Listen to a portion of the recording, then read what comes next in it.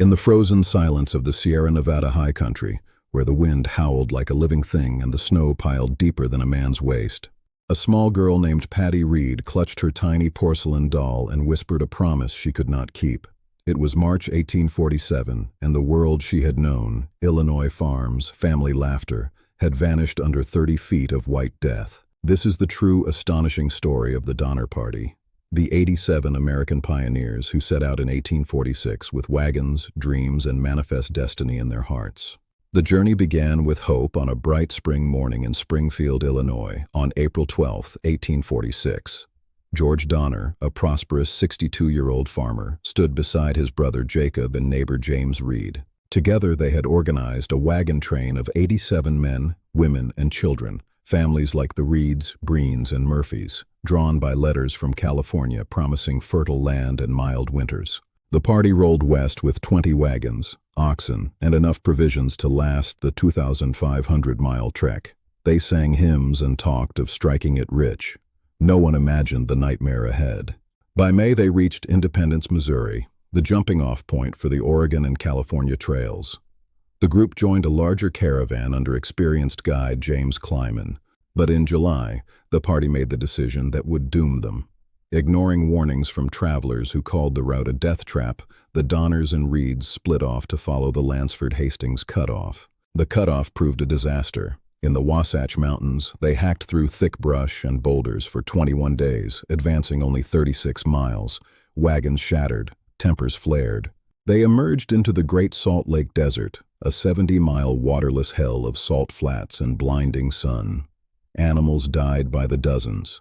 Reed's best oxen wandered off and were never found. On October 5th, near the Humboldt River, Reed stabbed and killed a teamster during an argument. The party banished him, forcing him to ride ahead alone, leaving his family behind. By late October, they reached the Truckee River and began the final climb. Snow had already dusted the peaks. On October 28th, just as they approached the summit, a sudden blizzard struck.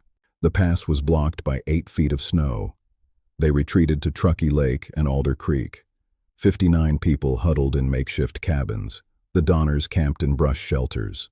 The snow kept falling. Patrick Breen, an Irish immigrant, began keeping a diary on November 20th. It is the only day-by-day record we have. Still snowing. Killed my last oxen today. The horses and mules gone. By December, the hides they had saved were being boiled into a glue-like soup. Children cried for bread that no longer existed. Adults gnawed on bones until their gums bled.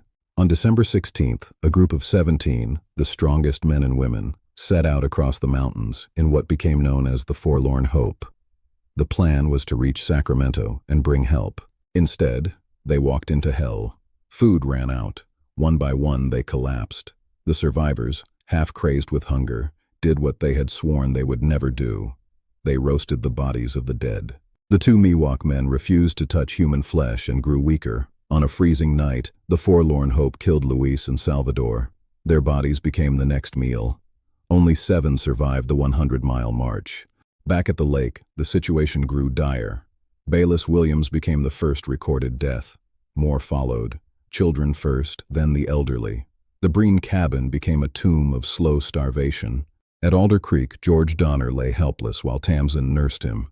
Jacob Donner and his wife died. Their children huddled around fires made from broken wagons.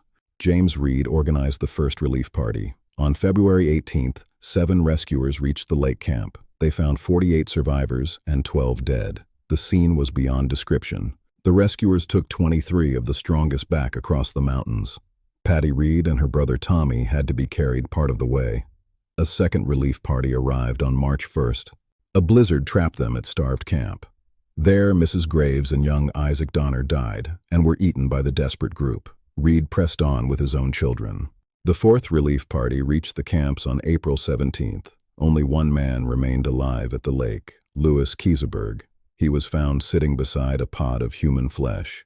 He was the last survivor brought out. Of the 89 who had started the journey, 41 had died. 48 reached California. The survivors carried scars that never healed. Patty Reed kept her doll for the rest of her long life. Louis Kieseberg lived another 40 years, forever branded the cannibal of the Donner Party. Newspapers back east sensationalized the cannibalism, turning it into a cautionary tale. Historians later pointed to the real culprits: the late start, the Hastings cutoff, and poor leadership. The disaster exposed the brutal reality of 19th-century overland travel. Even today, standing at Donner Lake, you can feel the weight of what happened. The mountains do not forget. A small plaque marks the site of the cabins. The true monument is the story itself, the raw proof of what Americans endured. It is a chapter of history that reminds us the frontier was not romantic. It was deadly. It demanded everything. If this epic tale of courage and tragedy moved you, please like the video and subscribe for more historical narratives. Your support keeps these stories alive. Thank you.